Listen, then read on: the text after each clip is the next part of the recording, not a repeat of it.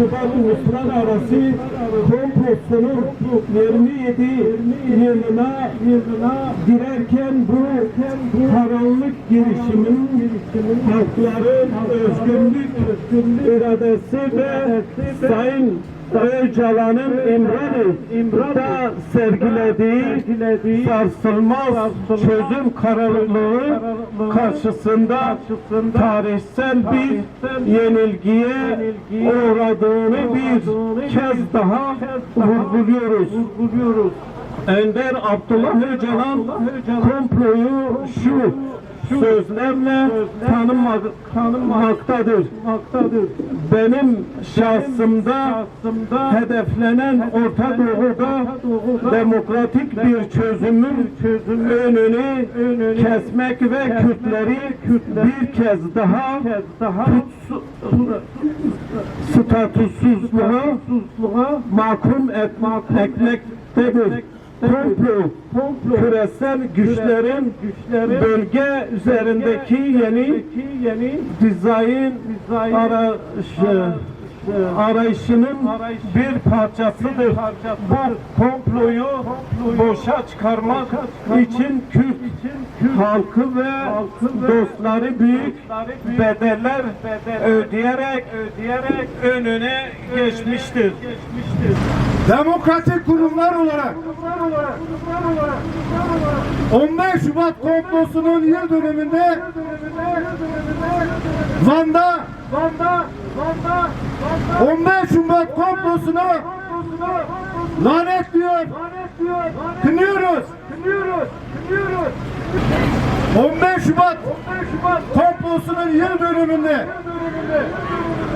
bugün Van'da kurumlarımız, halkımızla birlikte yapmak istediğimiz yürüyüşümüzün bu denli baskıya alınmasını, engellenmesini kabul etmiyor, kınıyoruz.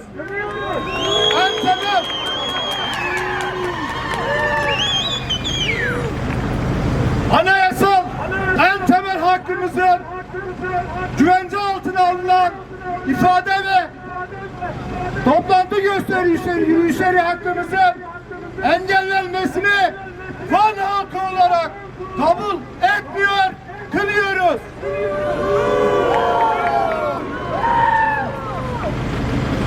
Bütün dünyadan Orta Doğu'ya, Türkiye'ye çözüm sunan Sayın Abdullah Öcalan'ın komplosuna yönelik geliştirmiş olduğu felsefeye karşı bugün bu iradenin sahiplenmesinin engellenmesini kabul etmiyoruz. Değerli Van halkı, uluslararası güçler Kürt halkı tarihini, Kürdistan tarihini komplolarla çizmek istedi. İlk olarak Kahire Konferansı ve Sykes-Picot anlaşmasıyla bunu gerçekleştirmek istediler. Ve Kürdistan'ı bu anlaşmalarla 4 parçaya böldüler. Kürt halkı bu komploya karşı ilk 50 yıl boyunca derin bir sessizliğe büründü. Ama bu 50 yıldan sonra bu komploya karşı Sayın Abdullah Öcalan bu komployu büyük bir direniş ve mücadeleyle yerle bir etti. Selam olsun bu iradeye.